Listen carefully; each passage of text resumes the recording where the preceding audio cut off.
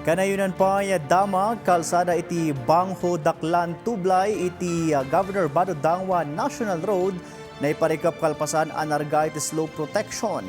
Kabayatan na landslide hit household iti Lautridad Benguet naipaayan iti financial assistance babaan iti DSWD. Report manipod kini Janice Denis. Totally closed ti Governor Bado Dangwa National Road, partikular iti Bangho Daklan Tublay gapo iti nargaay nga slope protection. San mata possible ti alternatibo a ruta, partikular iti Suyok Pozos Provincial Road gapo iti panagragaay ti daga. Agbalbalakad ti Sablan Municipal Police Station kadagiti motorista nga aganad no dumalyasat iti Banangan Sinking Road section. Saan damat nga rekomendar ti panagdalyasat dagiti low clearance vehicles. Kabayatan na nasurok 600,000 pesos ti initial a danyos iti sektor ti agrikultura ijay Abra gapo iti bagyo amay mayken habagat.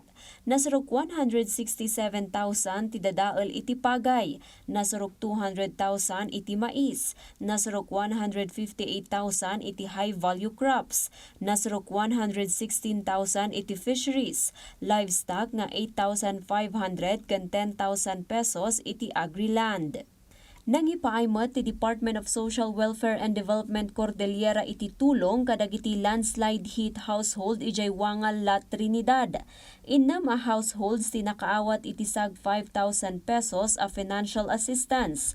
Iti sidong ti assistance to individuals in crisis situation wano AIX program ti ahensya. Imunan anay patungpal ti site validation tapno maamuan ti kasasaad ken pagkasapulan dagiti pamilya nga apektado. Indanon metlaang ti ahensya ti mobile kitchen iti barangay Maguyapyap sa Lapadan, Abra para kadagiti internally displaced persons iti lugar. Nagnumar iti daytoy ti 65 a pamilya abuklan ti 246 nga individual. Janice Denis para iti Pagilian.